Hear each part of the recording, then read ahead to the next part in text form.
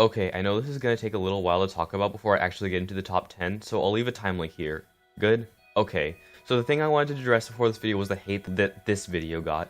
I know this was going to get some hate, but not this much of it. If you scroll through the comments, it seems like I've triggered so many people and left so many people confused. So let's start by responding to some comments. You completely butchered this video. This topic has plenty of potential. Wow, I actually feel like I'm reading a movie review right now. You completely ruin it by putting creators on here that were only relevant in an older generation like Sweet Dude and Ferris02 and arguably Adiel. In addition, most of the video features creators who are widely disliked anyways, meaning that they aren't getting more credit than they deserve. Torch, Darnoc, Ferris, Sweet Dude, and Adiel. Not to mention, Ferd and Sir Hadoken have both improved drastically since the levels in the video, especially Ferd, which shows the lack of research conducted before making this video. Disappointing video. So as you can see in this comment, this guy made 3 main points. One of them was about the older creators, then he said that I mentioned creators who are already disliked, which I can see left people confused since I didn't really set any real rules for this list. So let me first say that I tried to pick creators that were relevant anywhere from 1.9 to 2.1, since that is when GD started to really kick off. It was also when I started playing. Again, I'm sorry if this wasn't clear. Secondly, this guy said a lot of people were on this list were widely disliked anyways, which is true, which brings up an important question. What does overrated mean? My definition of overrated, at least in this list, was their overall relevance in the community, rather than their reputation. If, however, I did make a video with the other definition of overrated, it would get much more hate since I would bash on creators that people would actually like.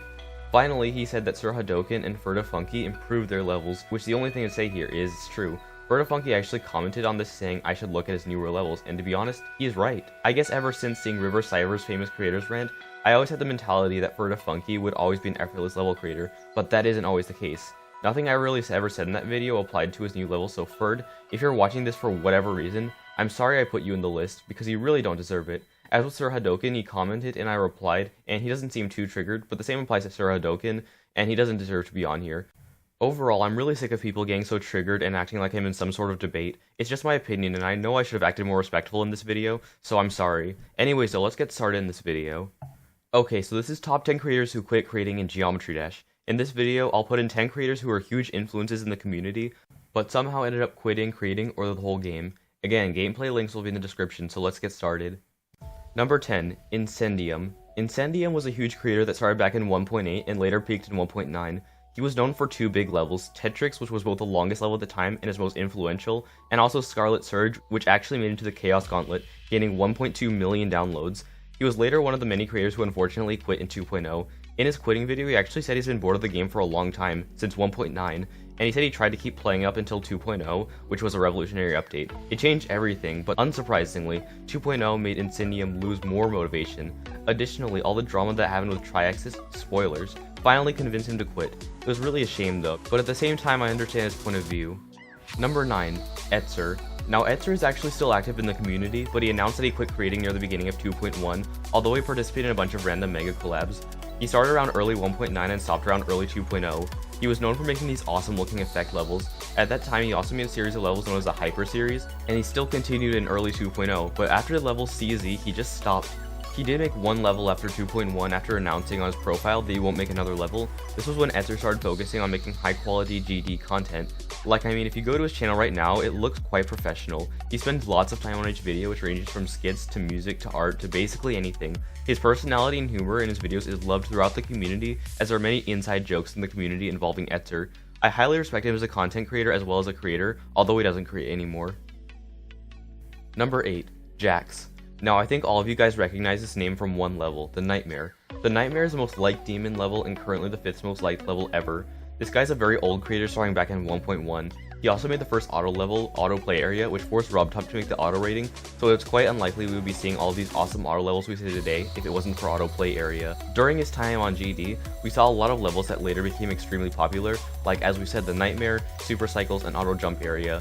He quit in 1.7 with the hard memory demon, Project J. Overall, Jax was around at a very early time and made many influential and extremely popular levels. Number 6, Zobros. Zobros was a talented player and creator in 1.9. As far as I know, he started in 1.9 and started gaining the reputation of a demon slayer, being all sorts of demons, whether they were easy or difficult. But I think you guys have all heard this name from his level 9 circles. I talked about it in my top 10 on revolutionary levels, but basically this level started a huge trend in levels where pretty much people copied the neon wave effect in 9 circles in their levels. Now this got boring real quickly and 9 circles became one of the most popular but infamous levels ever. The trend died down in 2.0 and RobTop became sick of rating so many 9 Circles levels. Other achievements as a creator included Acropolis, an insane timing demon, Clubstep Adventures, a Clubstep remake, and a bunch of other demons that other people decorated. Forsaken Neon was decorated by TriAxis, and Ado was decorated by Etzer.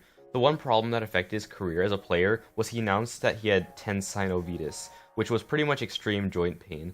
He returned only 2 weeks later, but it was still quite bad. This really shows how willing Zobros was to put effort into this game, despite the injuries in his hand. In early 2.0 he kept playing, still creating, but on April Fools it all changed. He uploaded a level called Love Baba, and it looked like a joke level. The first half was decent looking, but in the second half it was just purposely awful. He also stopped making levels after this, and he just stopped posting. Finally in 2.1 he collaborated with Viper and Rustam to make his final project, 9 Circles X, and I think we can all agree that the gameplay in it sucks. At that time, Zobros could have been compared to people like CrazyMan50, both talented in playing and creating. Number 5. Neptune. Neptune was considered one of the best creators way back in the day with his V2 series, difficult remakes of the original levels. Even RobTop himself eventually commented on how great his gameplay was in his V2s, almost all of them made into map packs. He's also responsible for making many hard levels such as Deadly Clubstep, Necropolis, Doomsday 2, and Theory of Everything V2. His V2 series greatly inspired remakes in future levels, and remakes are absolutely everywhere, from Jose's remake series to Extreme Demon remakes, so his remakes were very influential. Do you know what he also influenced? The player Riot, the verifier of Bloodbath. In 1.9, Neptune was exposed as a hacker. That was when Riot stepped in and became the first to beat Deadly Clubstep. Neptune quit GD in the middle of 1.9 for no real reason, he just left. Number 4. Magico. As I said in my influential levels video, Magico was the first art creator ever. When he made his first levels, they were messy and over-decorated. He ended up remaking 4 of the official levels, even though you can count the icy themed level Higgs one. My favorite one out of all of these was Back on Mountain, which was the first themed level ever, and things only got better in 1.7 when he made an insane demon called Silent Hill V2 and lots of cool block designs, and he made an easier 1.7 level called Dark Matter. Later on he continued his theme style making Treasure Mine, which is a cave theme, but the series he made after that was even greater, and this was his core series. The first core levels were 8-bit core and trans core, all of them being difficult enough to be demon difficulty, and were all well decorated. In 1.8 he continued his core series with the new slopes added to the game with metal core, using the slopes to make very complex and weird looking structures, and in 1.9 he released 3 easier core levels, which were Grindcore, Emo Core, Death Core, and Dub Core. Finally, his last level was Future Demoness, an insane demon that was actually one of the hardest insane demons at its time. Unfortunately, after Future Demoness in 1.9, Magico quit, which really sucks. He was like a funny game in 1.7 and the original art creator. Number 3. TriAxis. Okay, talking about TriAxis and TriAxis activity in the community is quite a sensitive topic, so trigger warning. Anyways though, before I even say anything about TriAxis, yes, I'm aware that he told everyone that he was transgender, but this was before that happened, so I'll refer to TriAxis as a he for now. TriAxis is an artist both inside and outside of GD. He started in 1.9 and gained a reputation for making really cool and looking effect and art levels. There were many retro-inspired levels as well as sunset art levels, which were extremely popular at the time, but during 1.9 there was an absolute huge drama between him and Water. You know, that former GD YouTuber that tries to start drama with everyone. I don't even know all the details, but the community was so harsh toward him that he was on the verge of committing suicide. He even posted a video of himself harming, but even Water didn't show sympathy. He started saying that TriAxis was just hungry for attention.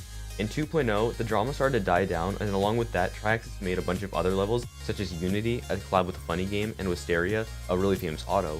At this point in the game, TriAxis was my favorite creator. I love how even though when TriAxis wasn't the best at gameplay, he went a step out of his comfort zone and made 2 gameplay-based levels, X and Dear Nostalgists, which I actually beat both of. Shortly after that, TriAxis quit, and later explained why he quit. It seemed pretty obvious that TriAxis preferred anime and drawing way more than Geometry Dash.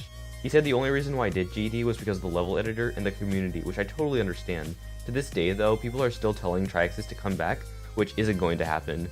But recently, TriAxis told everyone that he hid the fact that he was transgender and wanted to be identified as a female. TriAxis said that she now, simply was not meant being male and later made a video explaining it. I still have lots of respect for TriAxis doing that, as it was the brave thing to do. Overall, TriAxis was probably the most controversial creator, yet such a huge influence in the community. Number 2. Manix648. I've always had mad respect for Manix. Manix started in early 2.0 with a few ugly looking 2.0 levels, but he later ended up taking Laser Blitz early style and started decorating the crap out of his levels. Fusion was just his 5th level and it looked stunning. It looked over decorated, but my god, just look at this. And this continued when he made a serious remake, a Meltdown remake, another Fusion level with better gameplay, a 2.1 style level, a Breakthrough remake, and a Deadlock remake. He also worked on an ultra decorated tech themed level called Blade of Justice. However, when he released the Yatagarasu, a 3-stage boss fight map, it created a lot of controversy. It turned out that in order to build the artsy stuff, which is basically everything, he had to rip off other creators' objects. Now, while I think this is the wrong thing to do, Manix was slaughtered by the community, saying that he had absolutely no original ideas. He later disproved everyone in 2.1 when he made the Hydra Garyu, where he took most of the copied objects away, and it got an epic ranking. Also, can I please say that Manix by Manix is one of my favorite levels? It's so fun. Later on though, he made what he said was his best level, Primal Redux, an XL Insane Demon. Finally, he released the Colossus and the Colossus 2, which were both easy boss fight maps.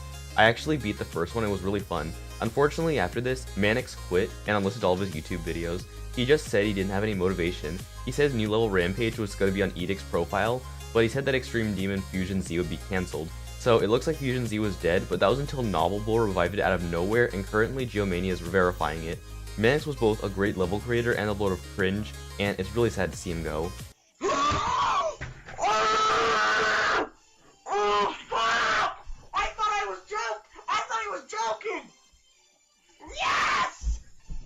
Just one of those noobs that just wanna— oh my gosh, He's here, right, my love. Okay, before I talk about number 1, I want to go over 2 honorable mentions. These are people that I would have put onto the list, but I'm not 100% sure that they quit. So, honorable mention number 1 is Laser Blitz. Laser Blitz was known for his detailed textile, putting a lot of detail in the colors and block designs. As I said earlier, Manix's biggest inspiration was Laser Blitz, so you can consider him to be the original Manix. His last work was a mega collab called Space Lock 2, which was released 3 months ago, and he later made a video on an art boss that he was working on, but he literally didn't do or say anything after that, so I don't know if he quit. Honorable mention number 2 is Tamon. Now, big surprise if you saw my overrated creators video, because Tamon is also a generic level creator, but his gameplay, my god, it's probably the best gameplay out of any creator. He's definitely one of my personal inspirations and my main inspiration for gameplay. All of his gameplay is so simple and fun, and it just flows perfectly. His deck, on the other hand, is pretty basic. He said he was losing motivation in the game and he promised another level, but he hasn't officially quit yet. Number 1, Darnoc. Now, if you look at Darnoc's levels, you probably won't see anything too special, but Darnoc was probably the 3rd or 4th player to ever play the game, and the 2nd to create a level with Gravity Field.